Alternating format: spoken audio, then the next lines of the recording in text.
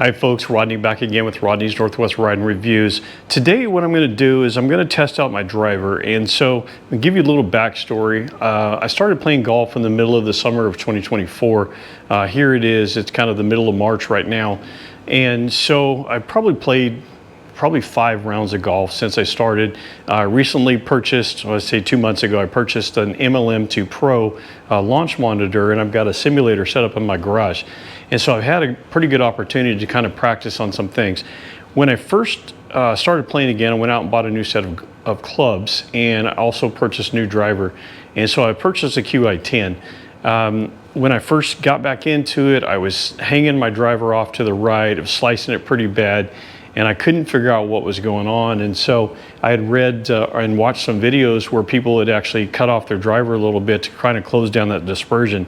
And so I cut a 1/2 inch off the driver, obviously took it into a golf outlet and had them do it the right way. So I took it out to the range right after they did that. And I noticed that the dispersion did help a little bit, but I was still kind of hanging it off to the right. So I knew I needed some more work to do. So one of the things I figured out after I bought the launch monitor is that because it gives you the instant feedback, it shows you your swing path, it shows you where the ball's actually, or the club's actually hitting the ball through impact vision. I noticed that my swing path was off. And so I needed to be swinging a lot over the top instead of kind of inside out to kind of create that natural draw. And so once I figured out my swing path, that definitely helped a little bit. Well, in the process, right after I cut my driver, I noticed that because I was pushing everything to the right still, I put some lead tape, and I'll show you here. Hopefully you can see this, but I put some lead tape on the back of the driver here to try to create a little more draw. And so that did help a little bit, but still it didn't cure the issue until I figured out my swing path.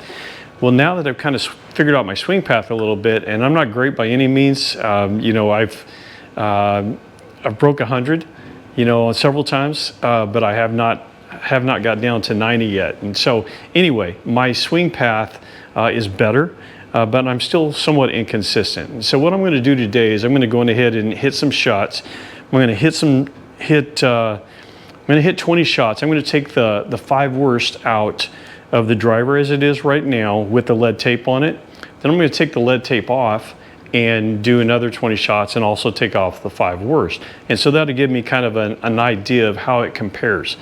I'm hoping that because I've gotten better with my swing path that I won't need the lead tape anymore. But the other thing that I did notice right after I cut it is the swing weight of the club itself changed pretty significant. And so one of the things I found right away is that I felt like when I took the club back and it was in my backswing, it felt so light that it was hard to kind of get it back into the slot where it needed to be. And so I'm going to see if that's still an issue today. And if it is, I may have to put some lead tape back on it. But like I said, I want to test the two and see if it makes a difference. What I'm having an issue with right now is occasionally I'll leave it out to the right, but more consistently I'm kind of drawing the ball, and sometimes it's a little bit too much. So I'm hoping that this kind of helps fix the issue and I can kind of optimize my driver, as they say. So come along with me, we'll see what difference it makes. We'll mention I've already weighed it. So I weighed this on a kitchen scales, and currently the way it sits with the lead tape on it is 310 grams, which is kind of the top end on most modern day drivers. So we'll see how much of a difference it makes after I take the lead tape back off. I'll go ahead and weigh it, and then like I said, we'll do a comparison of the shots. So stay tuned.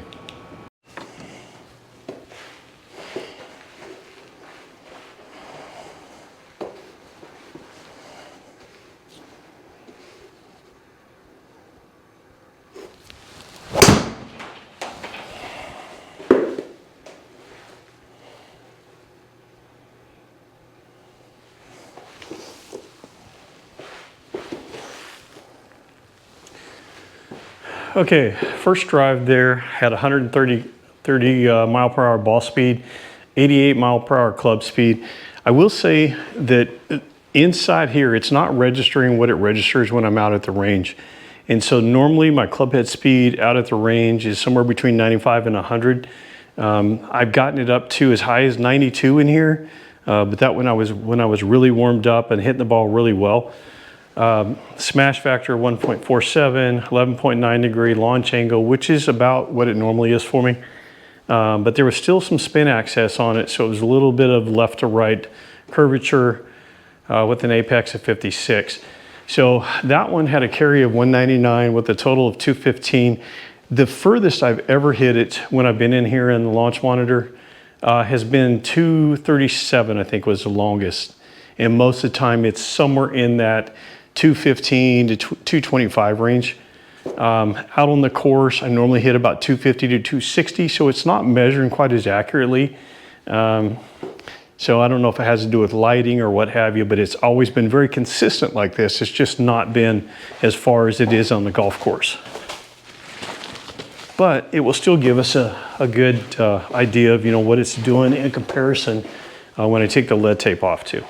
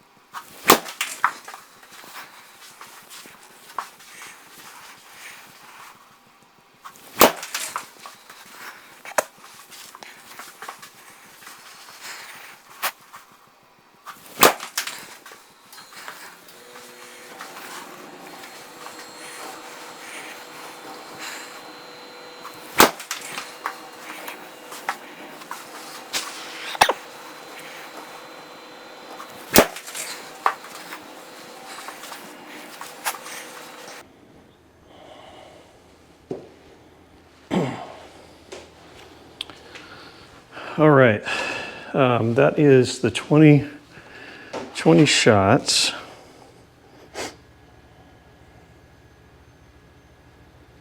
Okay, so my average after the 15 shots, after I removed the first 5, was an average of 183, which is actually not good at all.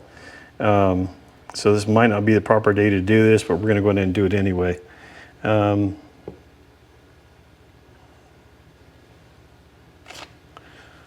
Oh, excuse me. So the average was 184. The club head speed was 87. Ball speed was 127 with a launch angle of 12. So that's pretty normal for me. I see I still have one outlier in there that only had a 7.7 degree launch. So that's still not good. But anyway, let's go on ahead and take the lead tape off, and we're going to see what difference it makes once we do that. So bear with me.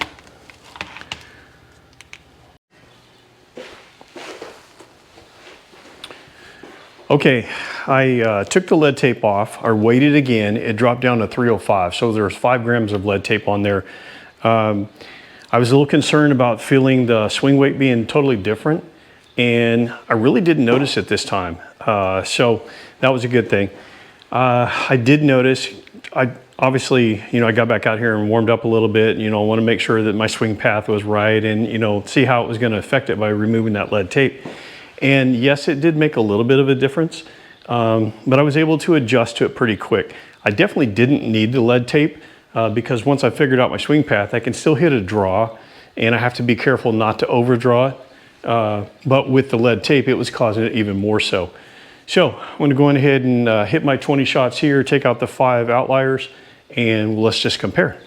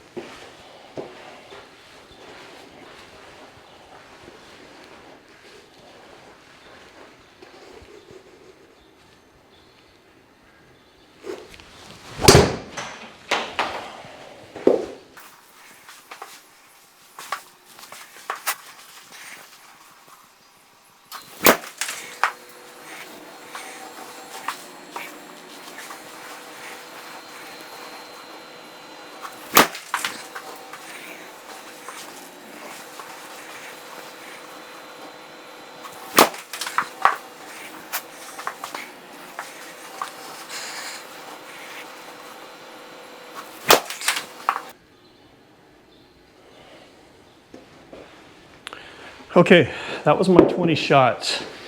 I'm just going to say this to begin with. I felt like my shot pattern was tighter together. I didn't have those duck hooks like I was having with before when I had the lead tape on there. I'm not saying that the lead tape was causing the inconsistency, but I do think that it was actually causing it to draw more so. So if I wasn't leaving it right, then it had a tendency to kind of duck hook or draw quite substantial. So let's take the 5 out and let's see what it looks like.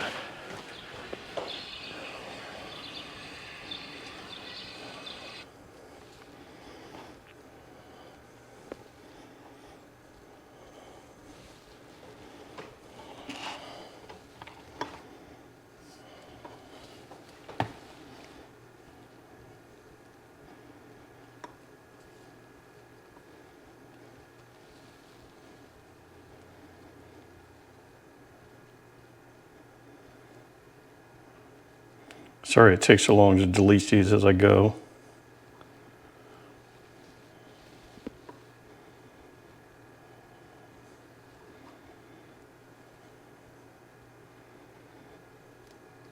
It seems like this shot, after I took the lead tape off, was much more consistent.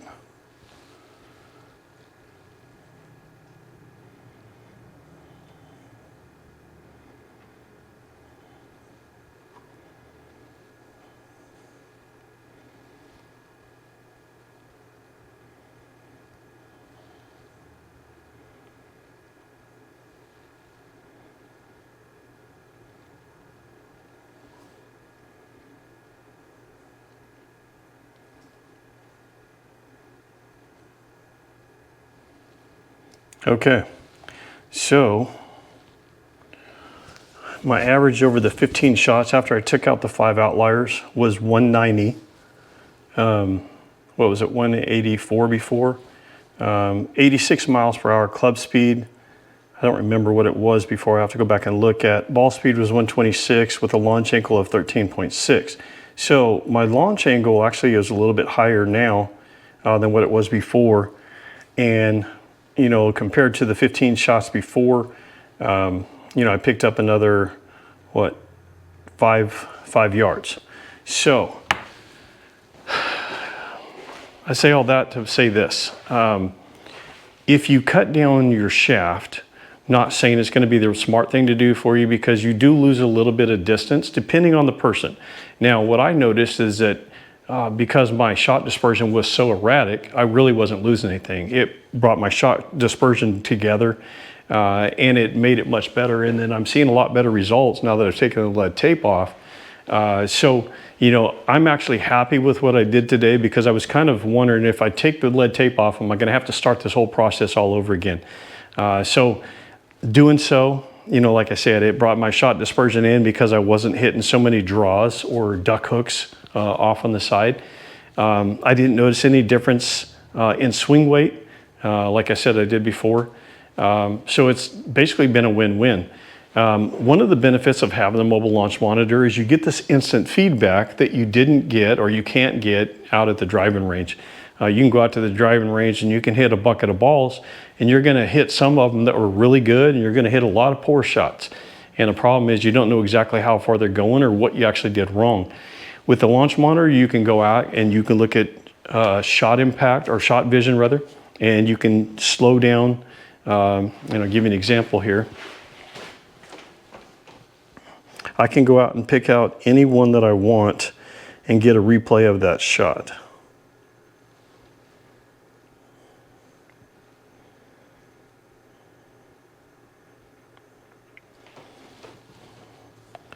Now, if I wanted to slow it down, I can do so.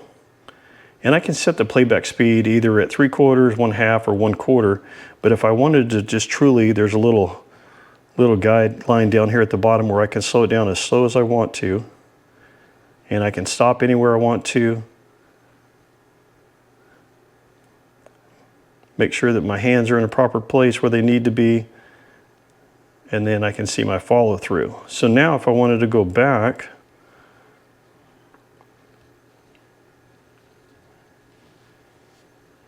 find that same shot again.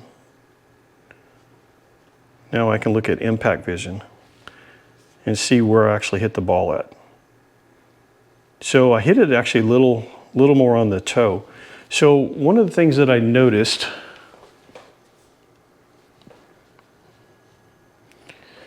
when I changed my shot path and I started swinging again, I noticed that by going inside out, I was a little closer to the ball, so I had to back up away from the ball a little bit to be able to hit the center or the heart of the club head. And so I wouldn't have figured that out had I been out at the driving range. I would have kept shanking them and not knowing what was going on. Obviously here, you can see that instant feedback, and it makes it easy to be able to see, what were you doing wrong. I can see through the shot vision to see what my swing path was doing, whether I was coming over the top, whether I'm coming inside out, and make sure that's properly lined up. And then the impact vision, where it shows you with the ball or the club head hitting the ball, you can see if you're centered on the club face. And so it's easy to make adjustments when you can see that information in real time. So anyway, hope you guys enjoyed the video. I don't know that you've gained a lot from it, but these are benefits of the mobile launch monitor and might help if you guys are thinking about putting one in your own garage or setting it up out back or what have you. So thanks again for watching.